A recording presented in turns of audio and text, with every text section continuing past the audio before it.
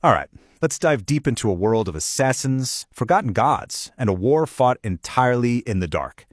Today, we are taking apart one of the most ruthless organizations in fantasy, the Grim Shadows.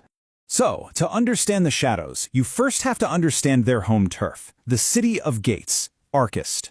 And look, this isn't just some city. It's a sprawling, festering nexus of power, where crime and ambition are basically the same thing. Every deal is cut in a dark alley, and every handshake might come with a hidden blade. This is the stage for our entire story. And right at the rotten heart of Arcust's underworld, you'll find the Grim Shadows. These guys are a well-oiled machine of war and control. They're not bound by loyalty to a king or a god. Nope. They're bound by the cold, hard text of a contract. And once they take a job, they don't fail. They're the kind of killers who just laugh at stories of heroes. So the big question is, how does an organization this deadly actually work? In this first part, we're going to get into their tools of the trade, and we'll do it by looking through the eyes of one of their most lethal operatives. Meet Starfaller. When we first meet him, he's what they call a finger of the red hand, basically one of the top commanders in the whole guild. He runs the Black Ravens, who are the specialists. Infiltration, sabotage, making people disappear without a sound. He was practically forged by the Grim Shadows, sharpened into their perfect weapon. The whole guild is built on this brutally simple structure. You've got the red hand at the very top, the supreme commander. Right below them is the thumb, their second in command. And then you have the 5 fingers, the leaders of the main divisions. Starfaller is one of those fingers, a key piece in this finely tuned machine of death. And yeah, this really hammers home the kind of work they do. It's not just about killing someone, it's about sending a message. The contracts are incredibly specific, and they follow them to the letter, no matter how brutal. No witnesses, no loose ends. Just a very clear, very bloody statement. But Starfaller isn't happy just being a cog in the machine. He wants more. He wants real power. And in a city like Arcust, when you go looking for power, you often end up messing with things that should have stayed buried. His ambition leads him straight to a curse he can hold in his hand. So with some help, Starfaller stages a heist on the Archives of Midnight. Think of it as a vault for all the forbidden knowledge and dangerous relics the world has forgotten. His target? The Eye of Shadows, an artifact that's whispered to be a key, a curse, maybe even a literal piece of a dead god. And he actually pulls it off, but the second his fingers touch the eye, everything changes. Power, it turns out, has a price. On one hand, his abilities with shadow magic become terrifyingly strong, but on the other, the artifact awakens this gnawing, insatiable hunger inside him, a need to literally drain the life from other people just to stay alive. You see, this isn't a simple desire for power anymore. This is a physical, primal need. The Eye has branded him, turned him into something more than an assassin, and maybe a little less than human. He's a predator now, and he has to hunt to quiet the screaming in his own soul.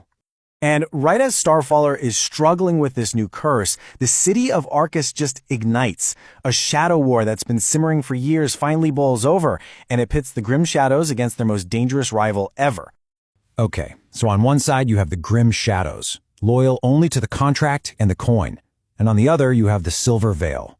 They're a death cult, basically, fanatically devoted to a sleeping, hungry god called Malzaroth.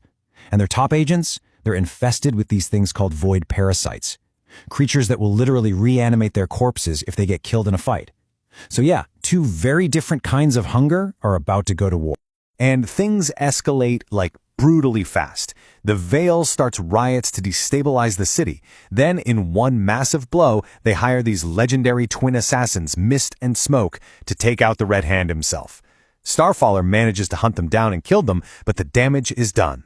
In the chaos that follows, Starfaller gets promoted to Red Hand. He inherits a war and immediately becomes the Veil's #1 target. So this isn't just a gang war anymore, not even close. With Starfaller in charge, the conflict just spirals into this final, desperate showdown that literally threatens to tear the fabric of reality apart. The final battle goes down at the Silver Veil's headquarters.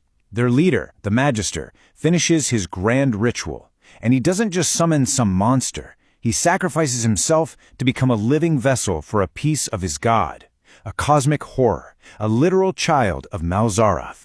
And this thing's voice doesn't echo in their ears. It screams directly into their minds. And its intentions are terrifyingly simple.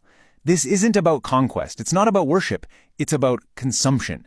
To this being, everyone and everything is just food. The Grim Shadows' armies are just shattered. Their best assassins, their deadliest spells, it's all useless against a creature made of pure madness and hunger. So that leaves one pretty big question.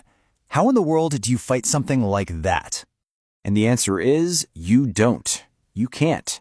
But what Starfaller has is his own cosmic hunger to deal with. So instead of trying to fight the abomination, he just unleashes the full, raw power of the Eye of Shadows.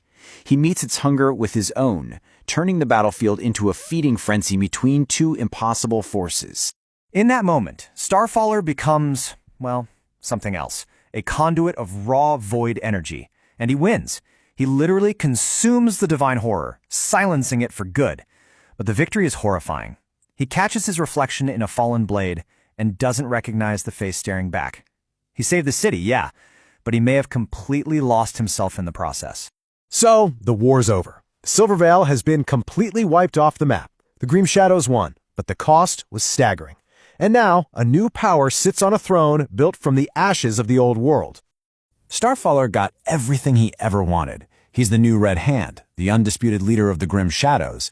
He is, without a doubt, the most feared and powerful man in Arcust's entire criminal underworld. He made it to the very top. But what does that victory actually mean? He won by embracing a cursed power, a hungry void that's now a part of him. He can hear the whispers of the god that he ate. He feels its constant gnawing hunger. And so, the story leaves us with one last chilling question. He might hold the title of Red Hand, but who or what is really in control?